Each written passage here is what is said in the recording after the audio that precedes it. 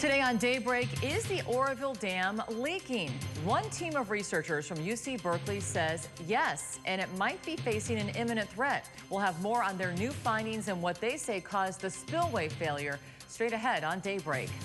Well, the mini heat wave we've been talking about, it will arrive today, but the excessive heat watch won't take effect until this weekend, with temperatures getting as high as 110 degrees for some of the warmest spots. Details coming up.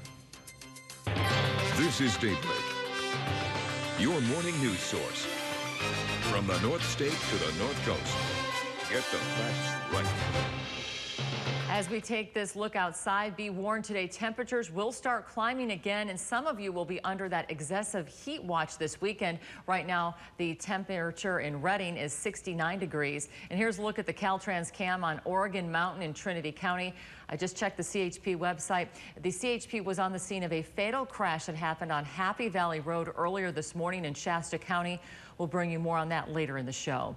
Welcome to Daybreak. It is 6 o'clock. I'm Kelly Som. First and foremost, we want to alert you about the extreme heat that's on the way. Chief Meteorologist Mike Kruger has been warning of us for a couple of days. He has more in our first alert forecast. Good morning, Mike. Good morning, Kelly. And the heat will eventually be felt, especially this weekend, but we're going to start to feel it here as early as today, as we're kind of on the very beginning phases of this warming trend moving on in.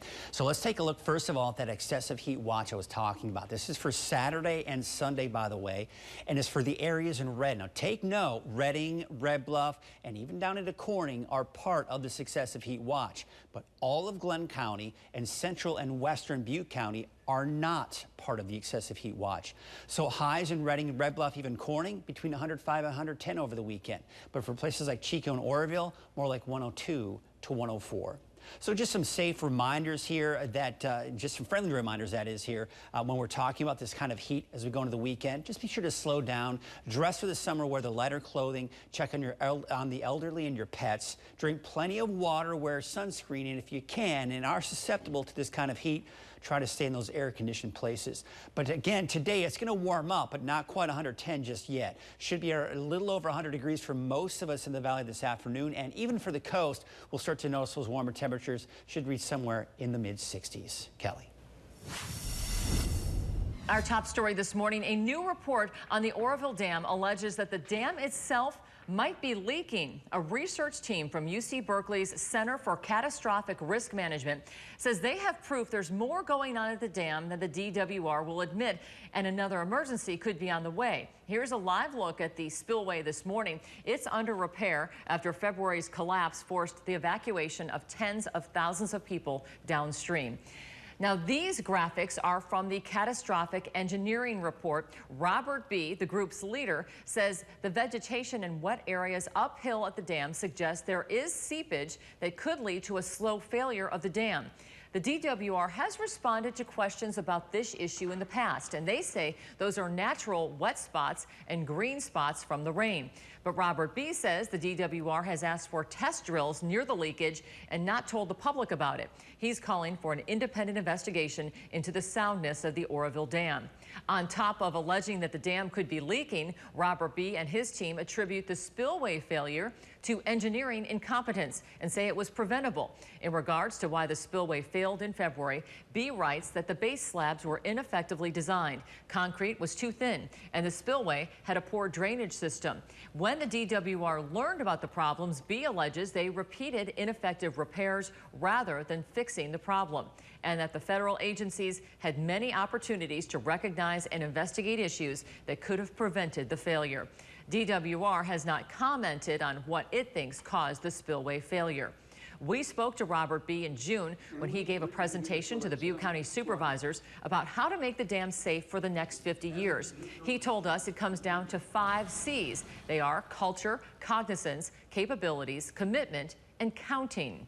Is there any one that you would say DWR has massively failed on more than the other? All 5. All 5. And that's what makes me so afraid.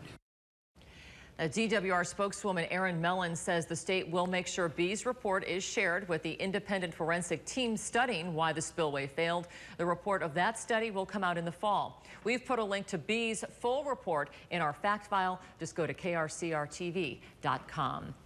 The city of Orland in Glenn County is using a new high-tech wastewater treatment system to eliminate built-up sludge. These photos show some of the sludge. The city of Orland has installed a system called the Blue Frog. It stirs up the water to create currents within the lagoon, each moving up to 7 million gallons of wastewater per day. It selects microbes in the pond and incubates new bacteria. Here's a look at that same area one day after they started using the system, and you can see less sludge on the surface. In the months ahead, those microbes will eat up the stored up organic waste and digest incoming organic solids before they have a chance to settle. The manufacturer says the Blue Frog system has been effective in other communities, including Clear Lake, Kelseyville, and Montague. Chico's downtown city plaza is looking a bit brighter thanks to the addition of more lights. This month, the new floodlights were added to the stage area to increase visibility of the stage and the fountain areas during overnight hours. It's really a safety improvement. The city manager told me the LED lights cost about $600 to install, and the police department has already mentioned the improved line of sight with the new lights. The city will also plan to add cameras to the city plaza next month.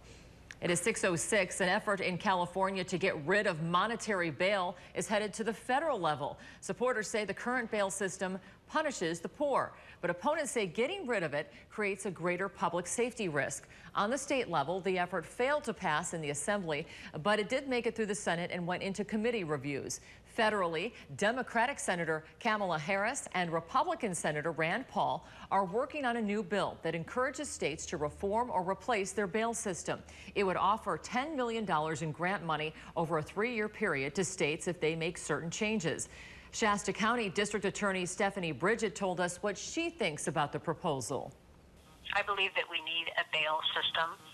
The bail system that we have in place assures two things. One, that people are going to show up to court, and two, it serves the purpose of public safety. Bridget said the bill focuses less on whether or not changing the system will make people outside of it feel unsafe and more on what's unfair. Last night, we told you about a 90-year-old woman from Shasta County who was fulfilling a lifelong dream to attend a San Francisco Giants game. And her story got the attention of the Giants Hall of Fame broadcaster, John Miller. We were there as 90-year-old Agnes Beachman was leaving Marquis Shasta Retirement Home in Redding, bound for last night's game. John Miller then gave Agnes and Mike Mangus, our news anchor, a shout-out during the TV broadcast. By the way, Mike you know Mike Mangus, anchorman up in Redding? Yeah. He sent a note saying that a woman named Agnes Beachman from a Redding nursing home is at the game tonight, her first Giants game. And she's always been a Giants fan, 90 years old, a Giants fan her whole life. Back to the screen again. 1 ball, 2 strikes. She married a sailor from New York and went to a lot of Yankee games because he was a Yankee fan. They were in New York, but never stopped being a Giants fan. And tonight she's here at AT&T Park. Isn't he masterful when he weaves in the pitch count with the story? It was just great, and just great to have the local lady recognized. We're still waiting to hear if Agnes got to meet her favorite player, Buster Posey. Well, you don't have to follow a yellow brick road this weekend to make your way to the land of Oz. Coming up on Daybreak, a behind-the-scenes look at a new local production. We've got the heat making its way back into Northern California with an excessive heat watch for parts of Northern California. Details coming up in just a few minutes.